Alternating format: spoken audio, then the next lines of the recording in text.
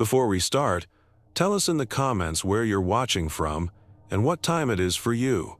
If you like what you see, share it with your friends and family too. I never wanted to host this New Year's party. Not after what happened to James last year, right here at the Blackwood Hotel. But the invitation appeared in my mailbox anyway, written in that fancy gold ink that seemed to shimmer like the bubbles in a glass of Dom Perignon. "You are cordially invited to continue the tradition," it said, as if I had a choice. I stood in front of my bathroom mirror, trying to get my mascara right while my hands shook like they were auditioning for a part in a horror movie. The dress I picked, James always called it my lucky little black dress, hung loose now. Funny how grief can shrink you down like a wool sweater in hot water.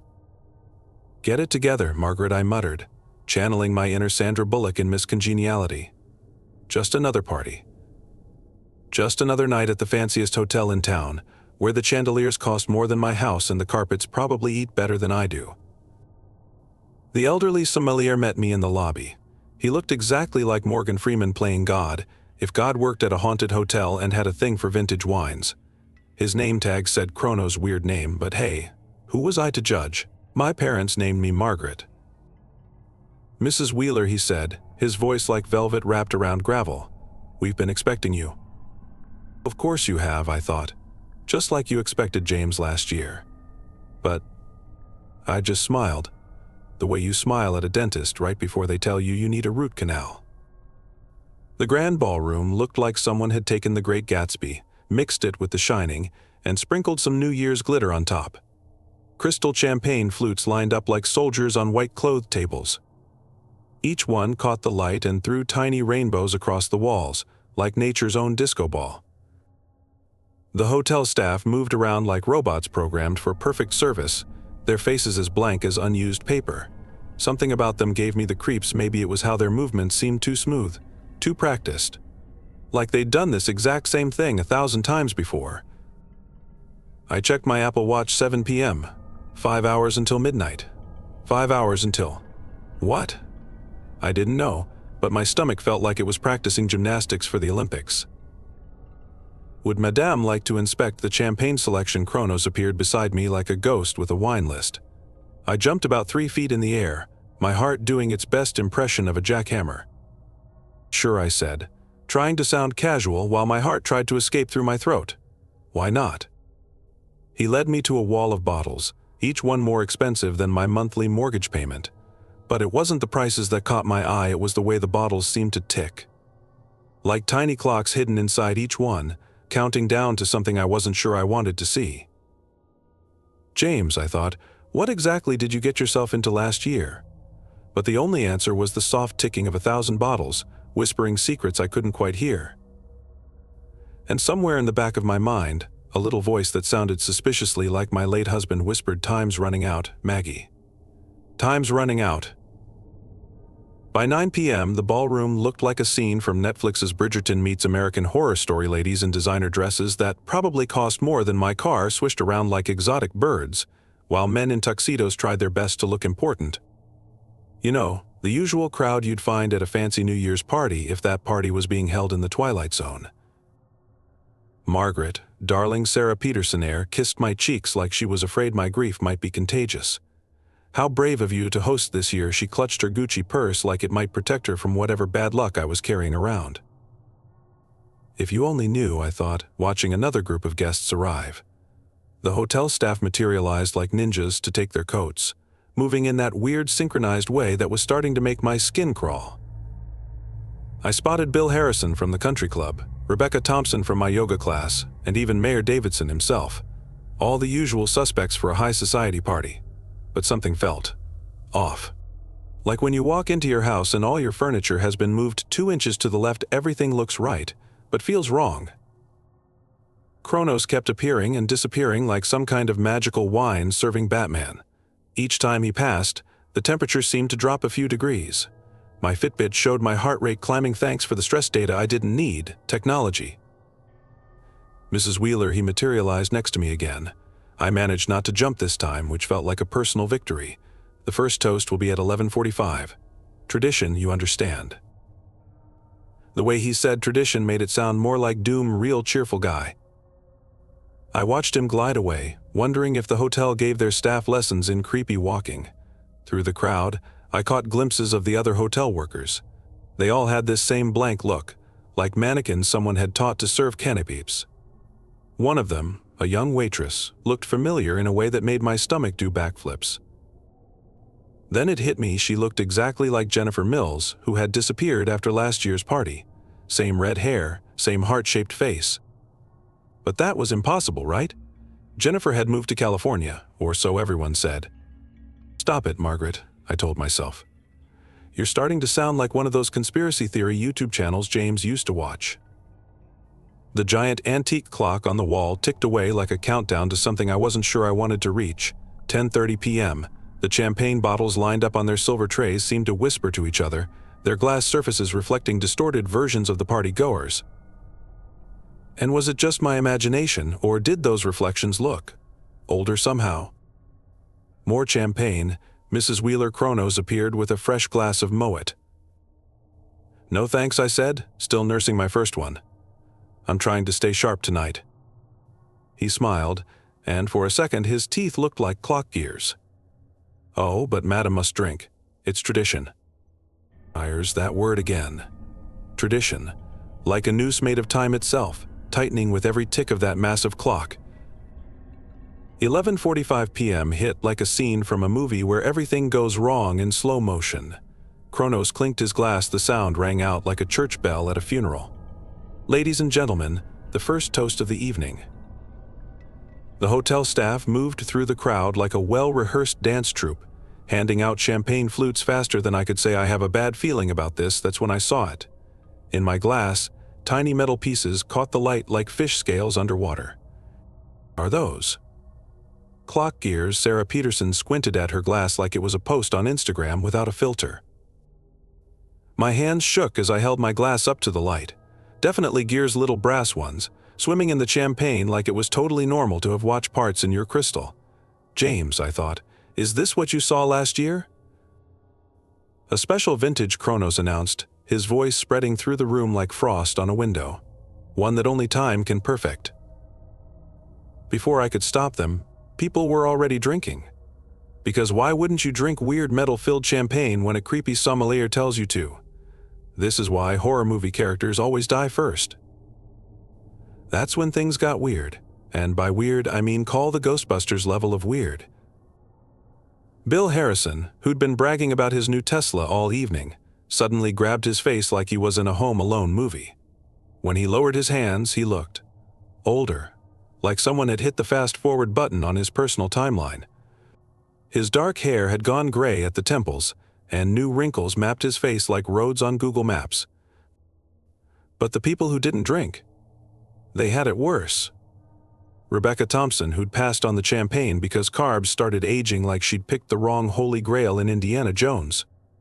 Her designer dress hung loose on a suddenly bony frame, her hair whitening faster than a YouTube time-lapse video.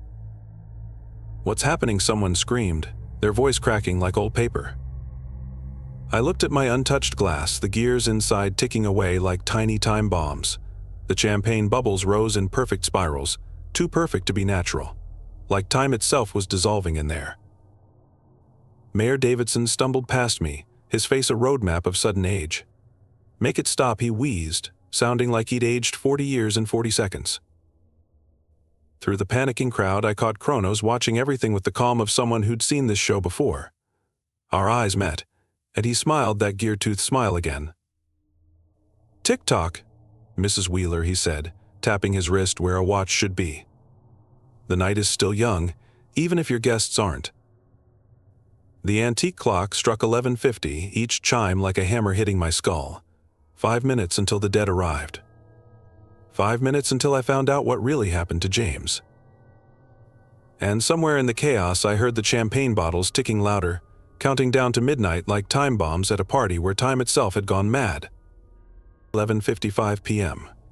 The moment hit like a pause button on Netflix, except nobody was reaching for the remote. They came through the walls first, not breaking through, just stepping through like the walls were made of smoke. Party guests from years past, all dressed in their New Year's best, all wearing faces I recognized from missing person reports on the local news. And then I saw him. James. My James, looking exactly like he did last New Year's Eve in his favorite Brooks Brothers suit, the one I buried him in.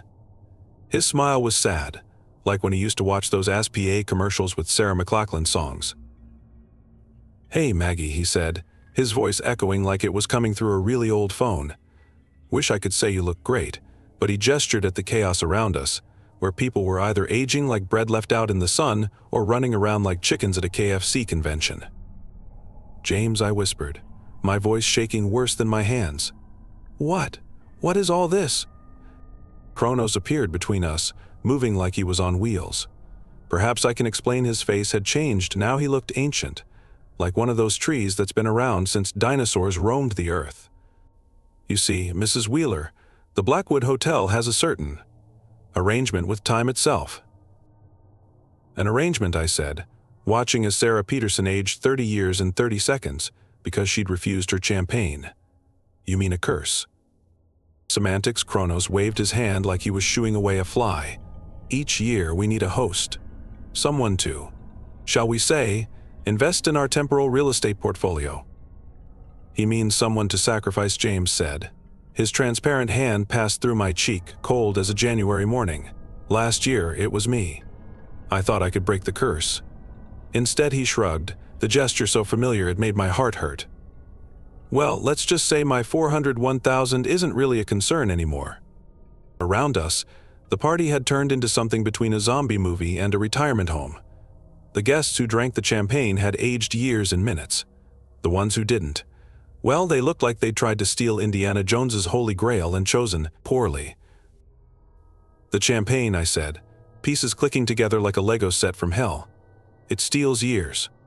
"Shares them," Kronos corrected, like he was explaining the difference between regular and premium gas. "The drinkers share their years with the hotel. Those who refuse," he gestured at a rapidly aging Rebecca Thompson, who now looked old enough to have babysat Methuselah. "And the host?" I asked, already knowing the answer would be worse than finding out Netflix canceled your favorite show right before the final season. "The host has a choice," Kronos said, his teeth definitely gears now, ticking with each word. "Continue the tradition or what I demanded." James's ghost looked at me with eyes that held all the sadness of every Sarah McLachlan commercial ever made. "Or everyone dies, Maggie. Not just the party guests. Everyone connected to the hotel. Everyone who's ever stayed here. Everyone who's ever had so much as a cup of coffee in the lobby." The ancient clock struck 11:57. Its chimes sounded like a countdown to doomsday. "Tick-tock," Mrs. Wheeler. Kronos smiled his gear-tooth smile. "Time waits for no man. Or woman. What's your choice?" 11:58 p.m. The ballroom looked like someone had fast-forwarded through 100 years in 2 minutes. Remember that scene in Titanic where they show the ship aging on the ocean floor? It was like that, but with people. My Apple Watch buzzed with texts from my mom. "Where are you? Happy New Year soon," if she only knew her daughter was currently starring in her own episode of The Twilight Zone. "There has to be another way," I said, watching Bill Harrison turn from middle-aged Tesla owner to human raisin in the time it takes to microwave a Hot Pocket. James's ghost shook his head. "I tried finding one last year, Maggie. Googled everything from how to break ancient hotel curses to time-stealing champagne antidote, even checked Reddit." The room spun around me like a merry-go-round from hell. The hotel staff, all ghosts of past victims, I now realized moved through the chaos with practiced ease, like waiters at a Denny's during the post-prom rush. "The choice is simple," Kronos said, checking a pocket watch that ticked backward. "Become the new host," or he gestured at the rapidly aging crowd, some of whom now looked older than the Constitution. "If I become host," I said, my mouth drier than a PowerPoint presentation about tax law, "what happens?" "You'll stay here, trapped between tick and talk," James explained. His ghostly hand tried to hold mine, passing through like mist. Choosing next year's host, serving time-stealing champagne, watching the whole thing repeat like a Netflix show on autoplay. Through the grand windows, I could see the city celebrating. Regular people in regular parties, counting down to a regular new year. Their biggest worry was whether their Uber surge pricing would hit triple digits. 11:59 p.m. The clock's hands moved like they were cutting through my future, 1 second at a time. I thought about James, about how he died trying to be a hero. But maybe being a hero wasn't about breaking the curse. Maybe sometimes being a hero meant making sure the curse hurt as few people as possible. "Okay," I said, the word tasting like goodbye. "I'll do it." Maggie, no, James's ghost flickered like bad Wi-Fi. "I have to," I said, watching Sarah Peterson crumble like a cookie left out too long. "I can't let all these people die. And next year I can at least try to invite people who deserve it. You know, like that guy who invented automatic video play on websites." Kronos' gear-toothed smile widened. "A wise choice, Mrs. Wheeler. And just in time." The giant clock's minute hand clicked toward midnight like a gun being cocked. Around us, the aged and dying party guests gasped their last breaths, turning to dust like perfectly choreographed dominoes. "I love you," Maggie James said, starting to fade. "Even if you did just make a deal with the literal father time." "Love you too," I whispered. "See you next New Year's." He nodded, disappearing like a photo left in the sun too long. And as the clock struck midnight, I felt time itself wrap around me like a straitjacket made of minutes and hours, binding me to the Blackwood Hotel forever. Well, I thought, watching my own reflection turn timeless in the mirror like champagne bottles, at least I'll never have to worry about aging gracefully. Midnight, the start of a new year. And here I was, the newest employee of the world's worst hotel rewards program. The ballroom cleaned itself up like someone had hit the rewind button on a YouTube video. Dust that used to be party guests swirled away like someone was running the world's creepiest Roomba. The champagne bottles refilled themselves with that special time stealing vintage. Even the ceiling's crystal chandelier sparkled like nothing had happened, like it hadn't just watched 100 people age faster than a banana in summer. "Welcome to the staff," Mrs. Wheeler Kronos said, handing me a name tag that appeared out of nowhere. The letters shifted and changed like one of those digital displays at Target, finally settling on Margaret Eternal Host. "Do I get dental with this job?" I asked, trying to joke even as I felt time letting go of me, like I was being unhooked from the universe's clock. "You get eternity," he replied, his gear teeth spinning. "Though I suppose that includes dental." The other ghost staff gathered around, including Jennifer Mills with her heart-shaped face, now frozen forever in time. "It gets easier," she said, her voice echoing like she was speaking from the bottom of a well. "After a few decades, you barely notice the screaming." "Great perk," I muttered. "Better than a 401,000, I guess." Through the windows, I could see the city celebrating the new year. Regular people hugging, kissing, making resolutions they'd break faster than a Netflix series cancellation. None of them knowing that inside the Blackwood Hotel, time itself had just hired a new party planner. I felt the hotel's power flowing through me like a Red Bull made of pure time. I could sense every second, every tick and talk, and I knew exactly what I had to do next. "So," I said, straightening my forever black dress, "should we start planning next year's guest list?" Kronos nodded, pleased as a cat that got both the cream and the canary. "Indeed." "Any particular candidates in mind?" I smiled, thinking of all the people who deserved a special New Year's invitation. Those guys who send spam emails about winning contests you never entered. People who talk in movie theaters. That one neighbor who never picks up after their dog. "Oh yes," I said, my voice now carrying the same echo as the other staff. "I have a few ideas." Behind me, the giant clock reset itself, ready to count down another year. The champagne bottles ticked like tiny time bombs waiting for their next victims. And somewhere, probably in the hotel's weirdly infinite wine cellar, I knew James was watching and maybe even laughing. Because sometimes the best revenge isn't breaking the curse, it's becoming the curse keeper and making sure it finds its way to the right people. "Happy New Year," I whispered to no one in particular, my words rippling through time like stones dropped in the pool of eternity. "May your next celebration be timeless."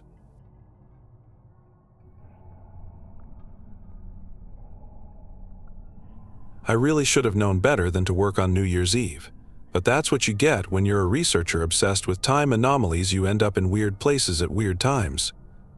Like tonight, stuck in an underground bunker that looks like someone mixed a sci-fi movie set with my grandma's basement. My name's Dr. James Norton, though right now the doctor part feels about as useful as a chocolate teapot. I'm staring at my phone for the 100th time, but the screen keeps showing the same thing. 11:30 p.m., December 31st. It's been 11:30 for what feels like forever, which is pretty ironic considering I study time for a living. "This is impossible," mutters Sarah from her corner. She's wrapped in her Nike running jacket, shivering despite the heating being on full blast. Sarah's a marathon runner who somehow ended up here with us. Her Apple Watch is stuck at 11:32, which she keeps tapping like it might magically fix itself. I look around at the others trapped in this concrete box with me. There's Mike, a college kid with a half-finished Spider-Man tattoo who keeps stress-eating the emergency Snickers bars. Jenny, the Instagram lifestyle coach who hasn't stopped trying to live stream our situation despite having 0 bars. And old Mr. Peterson, who sits quietly in his worn Beatles t-shirt, looking like he's seen this movie before and knows how it ends. Maybe it's just a power glitch, Mike suggests, chocolate smeared on his chin. Like that time Instagram went down and everyone thought the world was ending. I wish it was that simple, but the equations on my computer screen tell a different story. The temporal readings are off the charts, pulsing like a heartbeat in the wrong rhythm. And then there's that sound like paper rustling in a breeze, except we're 30 feet underground and the ventilation's been dead for hours. That's when Jenny screams. Not her usual OMG, this would make great content squeal, but something primal, something real. Papers are seeping out of the walls, not falling or being pushed, seeping like water through a sponge. But these aren't just any papers. They're resolution lists, hundreds of them, thousands. New Year's resolutions from what looks like every year since people learned to write. And they're bleeding. Real, red blood drips from promises to quit smoking, to call mom more often, to finally write that novel. Each broken resolution weeps like a fresh cut.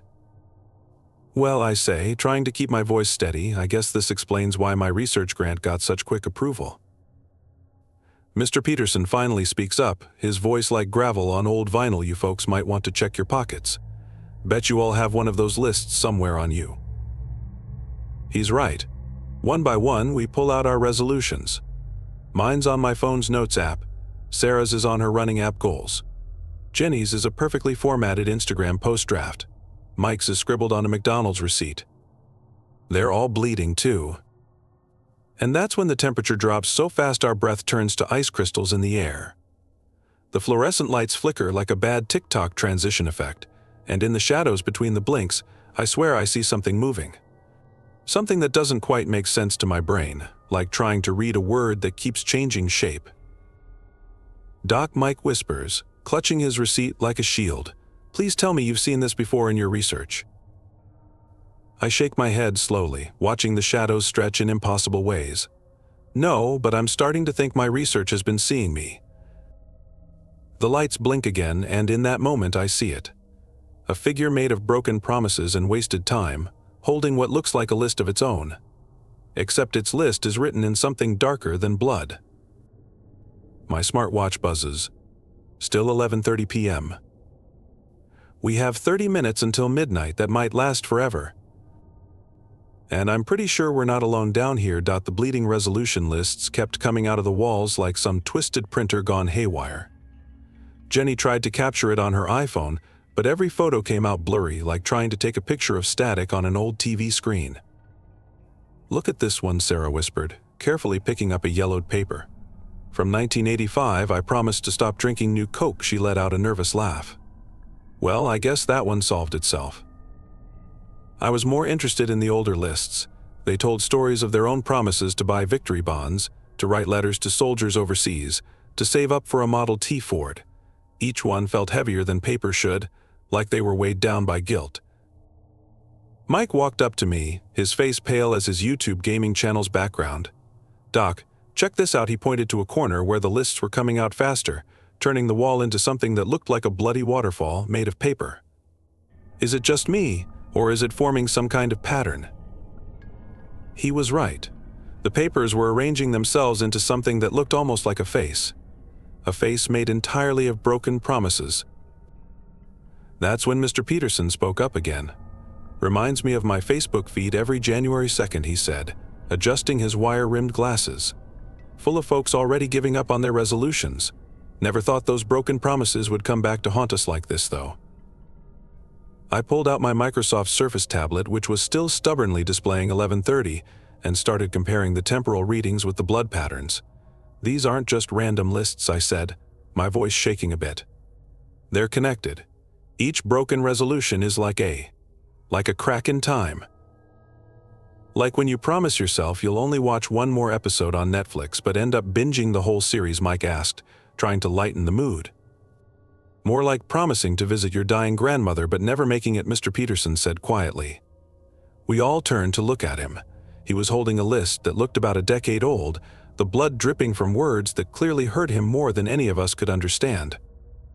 Suddenly, Sarah's Fitbit started going crazy, beeping like it was tracking the world's fastest heartbeat. The temperature dropped another 10 degrees, making it feel like we were trapped in a Walmart freezer. "It's coming," Jenny whispered, her Instagram perfect makeup now streaked with tears. "Whatever's been collecting these broken promises, it's coming for us." The lights flickered again, and this time the darkness lasted longer. In that moment, I heard something that sounded like paper being slowly torn. But it wasn't paper. It was time itself being ripped apart. When the lights came back on, we saw it more clearly. The collector. It looked like someone had taken every abandoned gym membership card, every forgotten diary, every dusty musical instrument, and twisted them into a shape that almost looked human. Almost. "Why us?" Sarah asked, her runner's instincts clearly telling her to sprint but having nowhere to go. "Why are we here?" I looked down at my phone's notes app again, at my own bleeding list of resolutions, and suddenly it hit me like a punch to the gut. "Because we're the worst offenders," I said, the realization making my blood run as cold as the air around us. "We're the ones who keep making the same promises year after year, breaking them over and over." The collector moved closer, its form shifting like a glitch in a video game. In its wake, it left a trail of dates and times, all frozen at different moments when promises were broken. Mike grabbed another Snickers bar with shaking hands. "So what, we're being punished for not sticking to our New Year's resolutions? That's like literally everyone on Earth." "No," Mr. Peterson said, standing up slowly. "We're being given a chance to fix them. Aren't we?" He directed this question at the collector, who responded by holding up a list that made my heart stop. It was dated January 1st, 1924, and at the bottom, in handwriting that looked eerily similar to Mr. Peterson's, was a single resolution. "I promise to make things right." The collector nodded, and somehow that was more terrifying than anything else that had happened so far. We had a chance to fix our broken promises, but something told me not all of us would live long enough to try. Jenny was the first to go. Looking back, it made perfect sense she'd broken more promises to herself than a kid in a candy store with no allowance left. "Just one more sponsored post," she'd whispered, still trying to get a signal on her iPhone even as the collector moved toward her. "I promised my followers I'd go green this year, but that fast fashion company offered so much money." The collector didn't make a sound. It just reached out with hands made of crumpled resolution lists, and Jenny disappeared. Like when you delete a post on Instagram, except this time it was a person being erased. All that was left was her rose gold phone case, cracked like her promises. "We need to get out of here," Sarah sprinted for the door, her Nike Zooms squeaking against the concrete. But the door had other plans. It kept leading back into the same room, like a glitch in a video game you can't restart. "It's no use," I said, watching the temporal readings on my tablet spike like a Bitcoin chart in 2021. "We're caught in some kind of time loop. The bunker's not just a place anymore, it's become a moment. A moment of broken promises." Mike slumped against the wall, his last Snickers bar forgotten. "This is worse than that time I promised my mom I'd clean my room, and she found my 3-month-old sandwich under the bed." "Think bigger," Mr. Peterson said, his voice heavy with knowledge that seemed older than his years. "Every promise we broke created a tiny tear in time. Like pulling threads from a sweater until the whole thing falls apart." The collector moved again, its form shifting like a TikTok video with too many filters. This time it headed straight for Mike. Wait, Mike scrambled back, pulling out his wrinkled McDonald's receipt. I can still keep these resolutions. Look, start a successful gaming channel. I've got like 57 subscribers now. But the collector just pointed to the next item on his list, make Dad proud.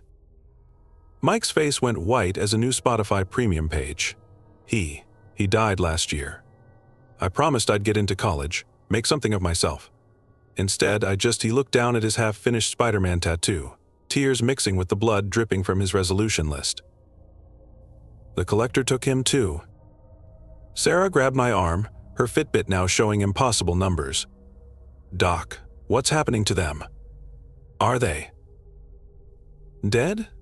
No, I said, watching the temporal readings. They're being taken to when they made those promises.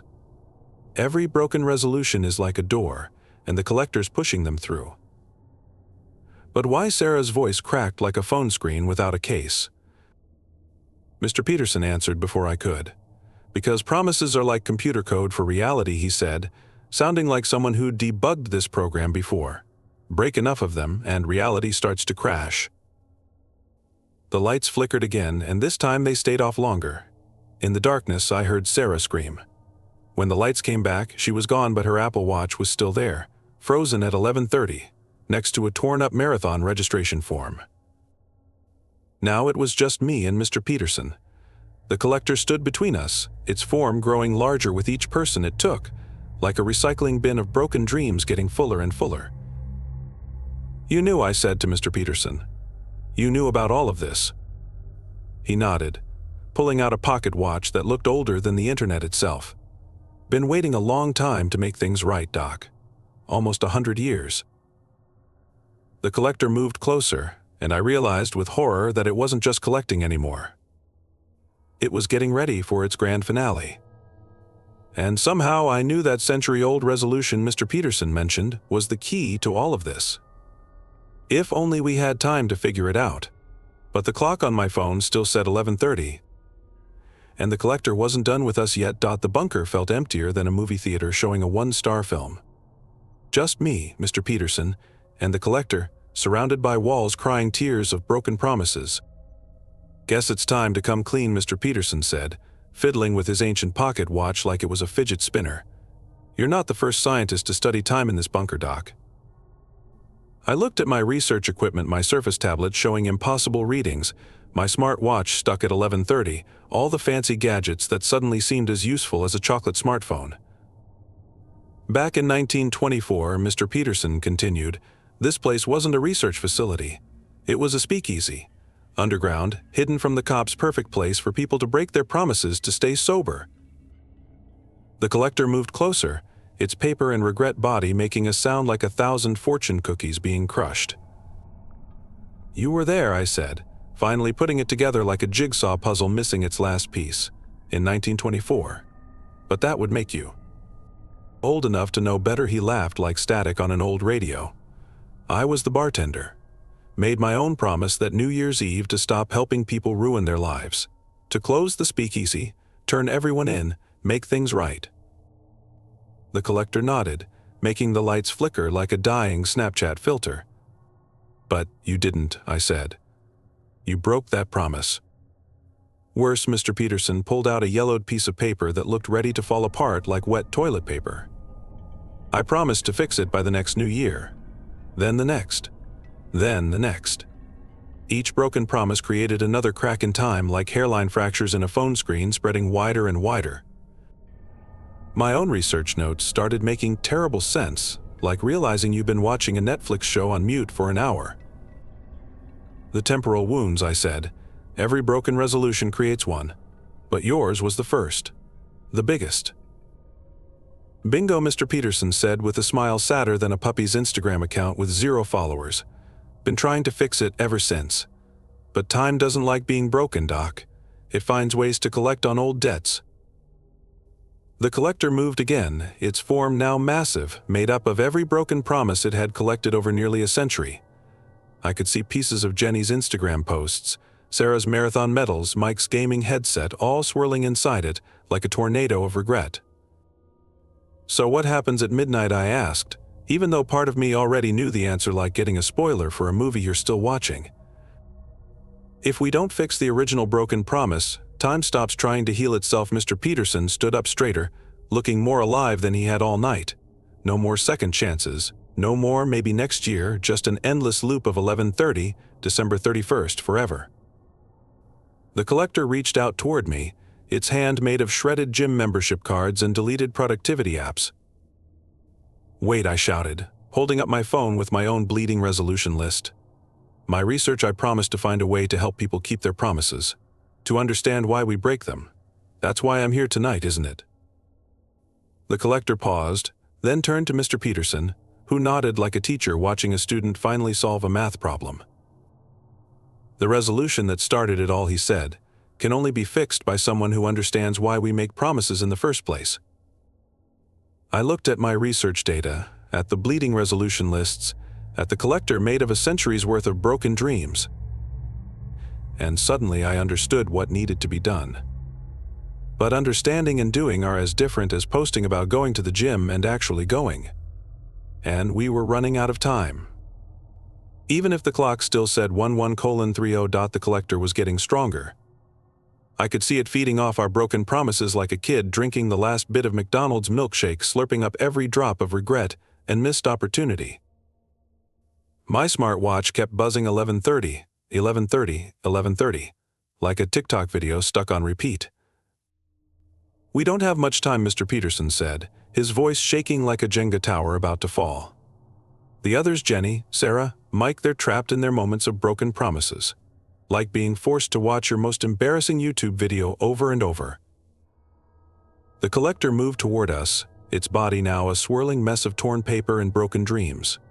I could see pieces of everyone. It had taken Jenny's perfectly filtered selfies, Sarah's running medals, Mike's gaming achievements, all twisted together like the world's worst scrapbook. "Your resolution," I said to Mr. Peterson, my voice barely louder than a WhatsApp message notification. "The one from 1924. We need to fulfill it now." The old man nodded, pulling out his ancient pocket watch. The glass was cracked, but the hand still moved, the only clock in the room that wasn't stuck at 11:30. "I promised to make things right," he said. "To stop the speakeasy, turn myself in, save those people from themselves." He laughed, but it sounded more like crying. 99 New Year's Eves, and I couldn't do it. Couldn't face what I'd done. The collector reached for him, its paper fingers rustling like 1,000 deleted Twitter drafts. "Wait," I jumped between them, holding up my research notes on my tablet. "Mr. Peterson, what if you already did make things right? What if all of this was your way of fixing it?" The collector paused, tilting its head like a confused Snapchat puppy filter. "Think about it," I continued, my mind racing faster than Wi-Fi on fiber optic. "You couldn't save those people back then. But your guilt, your broken promise, it created this. The collector. A way to stop people from making the same mistakes, from breaking the same promises over and over." The bleeding resolution lists on the walls started moving differently now, like they were listening. "Every year the collector takes the worst promise breakers," I said, the pieces fitting together like a perfect Tetris move. "Shows them what their broken promises cost. Gives them a chance to make things right. Just like you wanted to do back in 1924. Mr. Peterson's eyes widened behind his wire-rimmed glasses. "So all this time?" "You weren't breaking your promise," I finished. "You were keeping it. In the weirdest, most impossible way, like trying to explain TikTok dances to your grandparents." The collector moved closer, but differently now. Less threatening, more curious. Like when Netflix asks if you're still watching but actually cares about the answer. Suddenly, the bunker started shaking like a phone on vibrate in a quiet movie theater. The walls cracked, but instead of more blood-stained papers, light poured through real light, from real time. "Doc," Mr. Peterson said, smiling for the first time all night, "I think we just debugged time itself." But the collector wasn't done. It reached out one last time, its form shifting like a loading screen at 1% battery. We still had one more promise to fulfill. And this time we had to get it right. The collector's final move wasn't what any of us expected.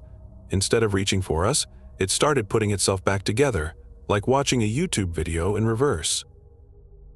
First came Jenny, stumbling out of the swirling mass of papers like she'd just walked through a Facebook Memories timeline. Then Sarah, gasping like she'd just finished her marathon. Finally Mike, his Spider-Man tattoo now somehow completed. "What happened?" Jenny asked, her phone suddenly working again, showing hundreds of missed notifications. "I remember. Everything. All my broken promises." "Me too," Sarah said, her Apple Watch finally ticking forward. "But something's different. Like I finally understand why I kept breaking them."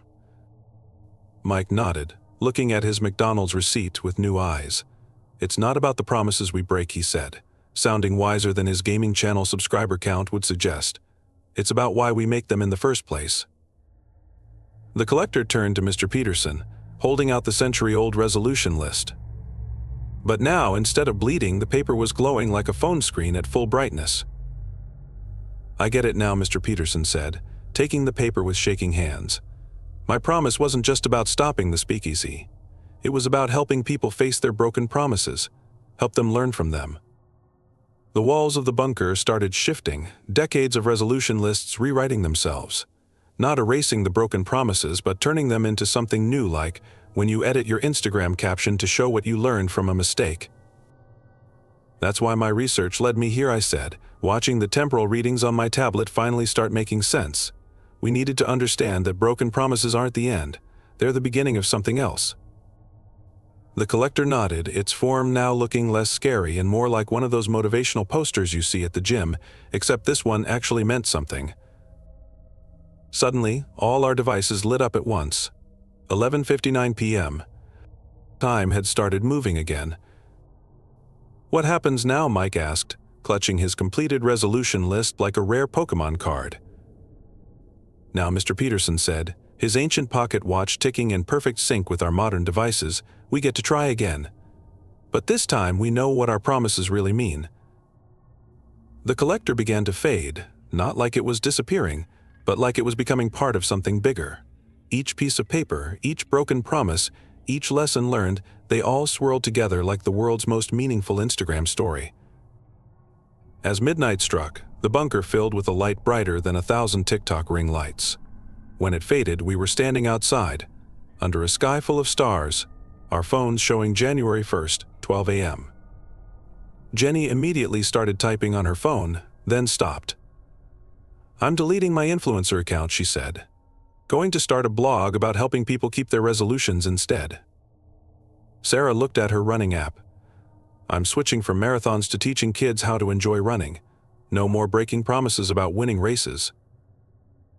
"I'm calling my mom," Mike said, his voice cracking like a dropped iPhone.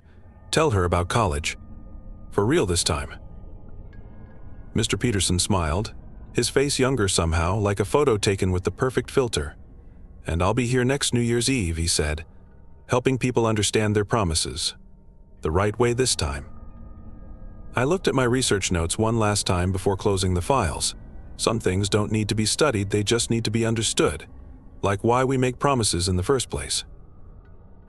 As we all headed home into the new year, I could have sworn I saw something flutter in the corner of my eye, a single resolution list, blank and waiting. Not a threat anymore, but a reminder. Because sometimes breaking a promise isn't the worst thing that can happen. Sometimes it's never daring to make one at all.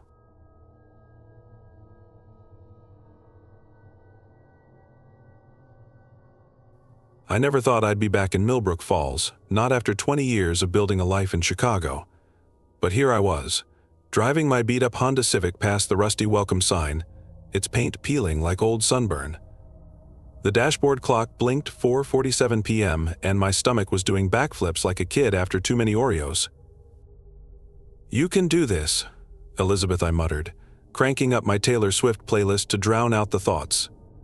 The December wind howled outside, making the car shiver. It felt different from the winters I remembered, sharper somehow, like the cold had teeth. Main Street hadn't changed much. Pete's Diner still had that neon sign with the flickering E, and the old movie theater was still showing films from 2 years ago. But something felt off. Like when you come home and all your furniture has been moved an inch to the left, everything's familiar but wrong. I pulled up to Flynn's butcher shop, where Dad used to buy our Sunday roasts. Thomas Flynn was outside, wearing the same white apron I remembered, now stretched tight across his belly. He was hanging up Christmas lights, but they were blinking in a weird pattern like a Morse code warning. "Well, look who's back from the big city," Thomas called out, his smile not quite reaching his eyes. "Little Lizzie Monroe, all grown up." "It's Elizabeth now," I said, pulling my puffy North Face jacket tighter. "Just here to clean out Mom's house before the sale." He dropped the strand of lights, and they shattered like tiny icicles. "Sale? You're selling the house?" His face went pale as the snow piling up on the sidewalk. "You can't, not before New Year's." A group of older folks across the street stopped their conversation to stare at us. I recognized some of them, the town elders, Mom used to call them. Mrs. Peterson, who taught 3rd grade for 40 years. Judge Harrison, who still wore the same bow tie. But their friendly faces looked carved from stone now. "What's the big deal about New Year's?" I asked, trying to laugh it off. Another one of those quirky small-town festivals. Thomas grabbed my arm, his fingers ice cold through my sleeve. "Listen to me, Lizzie Elizabeth, you need to leave. Now, before sunset. Some things, some traditions, they're better left alone." That's when I noticed the frost creeping up his apron, even though it was barely below freezing, and behind him in his shop window I could have sworn I saw a frozen figure, posed in a dance position, wearing clothes from 20 years ago. My phone buzzed. A text from my Chicago realtor: "Weather alert, major storm heading your way. All roads out of county closed." The town elders were walking toward us now, their feet moving in perfect sync, like they were already dancing to music I couldn't hear. Mrs. Peterson smiled, showing too many teeth. "Welcome home, dear," she said. "You're just in time for the feast." In my pocket, my car keys turned cold as ice, and I realized I wasn't going anywhere. Not until I figured out what happened to the family that disappeared the New Year's Eve before I left the real reason Mom sent me away to live with Aunt Sarah all those years ago. The sun was setting, painting the snow blood red. Somewhere in the distance, a fiddle started playing. I spent the next few hours unpacking my duffel bag at Mom's house, trying to ignore how the family photos on the walls seemed to follow me. The TV only played static, no surprise there. Mom always said Netflix would never make it to Millbrook Falls.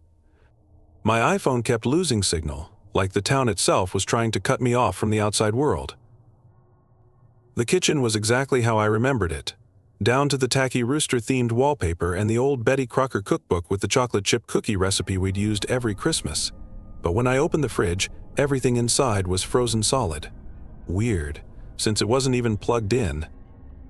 "Get it together," I told myself, pulling a Diet Coke from my cooler. "You're just freaked out because this place is full of memories," that's what my therapist in Chicago would say, right before suggesting some mindfulness exercises. The doorbell rang, making me jump like a cat watching a cucumber video. It was Mrs. Peterson, holding what looked like an apple pie. But something was wrong with it. The steam was rising down instead of up. "Just wanted to make sure you're coming to tonight's feast," she said, her smile still too wide. "It's mandatory, you know, town tradition." Like the tradition that made the Hendersons disappear, I hadn't meant to say it out loud, but there it was. Her smile didn't waver, but the temperature dropped so fast my Diet Coke frosted over. "Now, Elizabeth, you know they just moved away. Like you did," she set the pie down on the porch. 10 o'clock. Don't be late. And wear something festive." After she left, I called Thomas Flynn's shop. His voice sounded strange, like he was talking through ice. "The Hendersons," I said. "What really happened to them?" A long pause. "Meet me behind the shop in 20 minutes. Bring rock salt," he hung up before I could ask why. I found some Morton's in Mom's pantry and headed out. The sun was setting, but it felt wrong, like it was rising in reverse. Kids were building snowmen on every lawn, but they weren't throwing snowballs or laughing. They were just watching. Their snowmen all faced my house. Behind Flynn's shop, the dumpster had weird scratches on it, like something had tried to climb out. Thomas was pacing, leaving footprints that filled with frost despite the snow being nowhere near deep enough. Your mother tried to warn everyone, he said, taking the salt with shaking hands. About the dance, about what the elders really are. That's why they made her sick. Made her sick? Mom died of cancer. He laughed, but it sounded more like crying. Yeah, and the Hendersons moved away and the Parkers before them. And the Wilsons before that. One family every New Year's Eve so the rest of us can keep our perfect little summer and winter paradise. You're not making sense, but I was remembering things now, how the seasons never seemed quite right here. How people who tried to leave would get cold feet and stay. The dance starts at midnight, Thomas said, pouring a circle of salt around us. After the feast, they'll choose a family, and he stopped, staring over my shoulder. His face went white. I turned around. There, in the shop's freezer window, was a perfect reflection of the Hendersons, mid-dance step, their faces frozen in permanent smiles. But when I looked back, there was nothing there but frost. Go home, Thomas whispered. Lock your doors. Don't eat anything they give you. And whatever you do, don't dance when the music starts. As I walked home, every window in town seemed to watch me. The Christmas lights were all blinking in that same weird pattern now, and I finally realized what it meant. They were counting down. My phone buzzed again. Another text, this time from an unknown number. Hope you remember the steps. Elizabeth. Your mother was such a lovely dancer. The sun finished its backward set, and somewhere that fiddle started playing again. Only now I could hear what it was playing, an ice-cold version of Stayin' Alive. At 9:45, I changed into the only nice thing I'd packed, a black H&M dress that had survived too many office Christmas parties. My reflection in Mom's old mirror looked scared, like a kid about to go on stage in the school play. I grabbed my phone to call Aunt Sarah, but the screen just showed snowflakes swirling in circles. The town square was lit up like a frozen Disneyland. Every lamppost had icicles that chimed like bells in the wind. Tables groaned under the weight of casseroles, pies, and what looked like every recipe from that old Betty Crocker cookbook. You clean up nice, city girl, Thomas said, appearing beside me. He'd switched his butcher's apron for a JCPenney suit that had seen better days. Remember, don't eat anything. Not even a mint. The whole town was here, dressed in their Sunday best. Kids in itchy sweaters played tag between the tables, but their laughter sounded like breaking ice.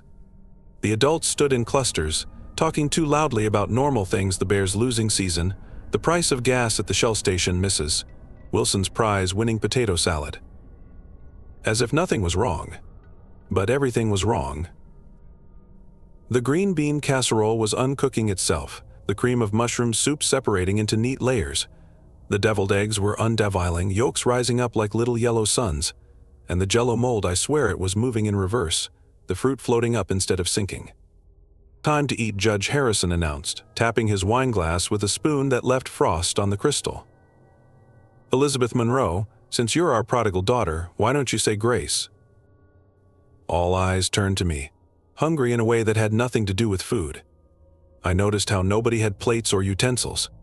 They were just waiting. I started, but then I saw something that made my words freeze in my throat. Behind the dessert table, partly hidden by Mrs. Peterson's anti-gravity apple pie, was a family-sized McDonald's bag. The same one I'd seen the Hendersons carrying last New Year's Eve, just before they vanished. The bag was perfectly preserved, no ice, no frost. The golden arches seemed to mock me. Go on, dear, Mrs. Peterson urged. Her teeth looked sharper now. We're all dying to begin. That's when I noticed how the food was arranged. The tables formed a perfect circle, and from above, the dishes probably spelled out something. Something old. Something hungry. My phone buzzed one last time. A text from Thomas, who was now nowhere to be seen. Dance floor's really a pentagram. Salt in my pocket. Run when the music changes. The town clock struck 10, its chimes sounding like screams. Judge Harrison raised his glass, and I saw his reflection in it, not a man at all, but something ancient and cold. To family, he said. To tradition. To the feast that keeps us warm. The food began to rot in reverse, decades of decay rolling backward like a movie in rewind. And in every spoonful of cranberry sauce, every slice of pumpkin pie, I saw faces. Frozen faces. The fiddle music switched to a scratchy version of Ice Ice Baby, and I knew the real party was about to begin. I backed away from the feast table, bumping into Mrs. Peterson's grandson Tommy. He was clutching a Nintendo Switch, but the screen showed only swirling snowflakes. His fingers were blue. "The Hendersons taught me Fortnite," he whispered, his breath coming out in frozen clouds. "Before they got picked for the dance. Mom says they moved to Florida, but I saw them in my Frosted Flakes this morning." Before I could answer, Judge Harrison clinked his glass again. The sound was like breaking icicles. Time for the pre-dance entertainment. "Elizabeth, you remember our tradition of tableau vivant?" I did. Every year, families would pose in funny scenes, like a small-town version of TikTok. But something was different now. As people moved into position, I saw other figures appearing behind them, ghostly dancers frozen mid-step, wearing clothes from different decades. "Oh my God," I muttered. They weren't just poses, they were showing us what happened to them.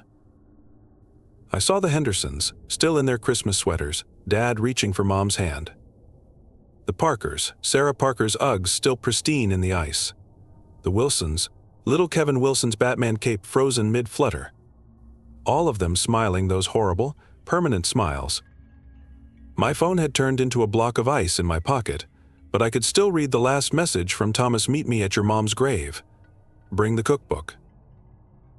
I tried to slip away, but the crowd moved like a single organism, herding everyone toward the dance floor. The Christmas lights were blinking faster now, and I realized they weren't counting down, they were counting up. Through every New Year's Eve, every feast, every dance since the town was founded. The graveyard was behind the old Presbyterian church, where Mom used to make me go to Sunday school. I found Thomas kneeling by her headstone, scraping frost off the dates with a McDonald's gift card. "Your mom figured it out," he said, his voice shaking like leaves in a winter wind. "Why the seasons never change right. Why we have perfect weather all year. What the elders really are." "What are they?" I asked, but I was starting to remember. Memory hit me like brain freeze from a 7-Eleven Slurpee. Mom had tried to tell me, that last New Year's Eve before she sent me away, about the deal the town made during the Great Depression, about the ancient things that lived in the ice, hungry for warmth, for life, for dancing souls. About how they promised the town perfect weather, perfect crops, perfect lives for a price. "One family every year," Thomas said, pulling Mom's old cookbook from his jacket. It wasn't a cookbook at all, but a journal. Her handwriting filled the margins around the recipe for Parker House rolls, telling the real story of what happened to the Parkers. The elders choose them at the dance. The humans who serve the ice things get to pick who freezes, who stays warm for another year. A sound like cracking lake ice echoed from the town square. The real dance was starting. "Your mom found a way to break the cycle," Thomas said. "But they caught her before. Look, it has to be freely given. The sacrifice. That's why they make it seem so normal, so hometown-why, like a Hallmark movie, until it's too late."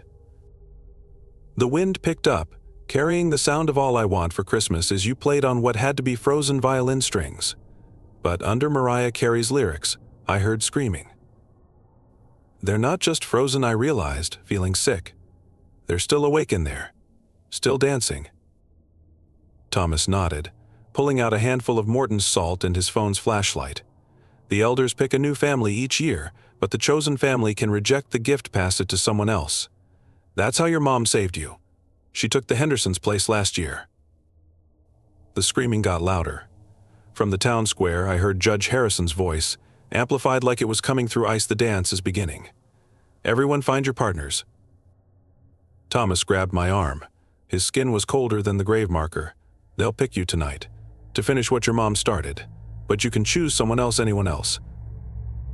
Behind us, the frozen figures in the church windows began to dance.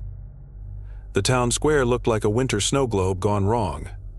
Christmas lights swirled like frozen fireflies, and the dark shapes of the elders moved between them like sharks in an icy sea. Someone had dragged out the old high school sound system, the same one we used for prom back when NSYNC was cool. Places. Everyone, Mrs. Peterson's voice crackled through the speakers like static on a frozen TV. Time for the Virginia Reel. I watched in horror as people lined up in rows, just like we'd practiced in gym class. Even the kids looked hypnotized, their Nikes leaving frost patterns on the ground. The McDonald's bag from earlier was gone, but I saw greasy handprints on the frozen windows someone had tried to escape. "Your mom left something else," Thomas whispered, pulling a Target receipt from the cookbook. On the back was a hastily scrawled message: "The music is their heartbeat. Break the rhythm, break the spell." The first notes of Cotton Eye Joe started playing, but slowed down and warped, like a dying iPhone trying to play its last song. People began to move, their feet making horrible crunching sounds on the icy ground. "Do your partner," Judge Harrison called, his voice thick with something that wasn't just holiday punch. His breath came out in shapes that looked like screaming faces. I saw Tommy, the kid with the switch, dancing with his mom. Their movements were getting stiffer with each step, frost crawling up their Gap hoodies. Behind them, the frozen figures of the Hendersons copied their moves like deadly backup dancers. "They're choosing," Thomas said, his teeth chattering. "Watch their eyes." The elders were circling the dance floor, their faces changing in the Christmas lights. Something ancient and hungry looked out through their eyes, something that remembered when the whole world was ice. Mrs. Peterson grabbed my hands. Her fingers felt like frozen hot dogs. "Your turn, dear. Just like your mother's last dance." The music shifted to a frozen version of Shake It Off, and I remembered what Mom had written about Taylor Swift songs holding less power for them, something about modern music disrupting their old rhythms. I pulled out my phone, already half frozen. The Spotify app was dead, but I still had that one downloaded playlist. With shaking fingers, I connected to the sound system's ancient Bluetooth. "Sorry, Mrs. P," I said, hitting play. "I'm more of a Metallica girl." Enter Sandman exploded through the speakers, heavy metal crashing into the ice music like a snowplow. The dancers stumbled, their perfect lines breaking apart. No, Judge Harrison's voice wasn't human anymore. It sounded like glaciers moving. The rhythm. Keep the rhythm. But it was too late. The spell was cracking. Tommy and his mom stopped mid-step, the frost retreating from their clothes. Other dancers were breaking free, looking around in confusion like they'd just woken up from the world's weirdest nap. The elders moved toward me, their forms shifting between human and something made of living ice. But Thomas was ready. He threw the salt in a wide arc, creating a barrier between us and them. "Run," he shouted over the music. "I'll hold them." Before he could finish, a hand of ice grabbed his ankle. Judge Harrison, more glacier than man now, was crawling across the ground, freezing everything he touched. "One family must be chosen," he growled. "The balance must be kept. The ice must be fed." I looked at Mom's cookbook, at the receipt with her last message. Then I looked at the frozen figures of all the families they'd taken over the years. "And I made my choice. You want a family," I shouted over Metallica's guitars. "How about yours?" I ripped the pages from Mom's cookbook and threw them into the air. They spun like snowflakes, but each one showed the truth photographs stuck between the pages, newspaper clippings, birth certificates. The evidence Mom had collected about who the elders really were. "The original families," I said, watching realization spread across the townspeople's faces. "The ones who made the deal in the first place. Your families. The ones who should have frozen 100 years ago." Judge Harrison's ice face cracked in what might have been fear. "You don't understand. We did it for the town." "You did it for yourselves." My voice was shaking, but I kept going. "My mom found out. That's why she had to die, right? Because she knew you weren't just picking random families. You were choosing anyone who got too close to the truth." The other dancers were backing away now.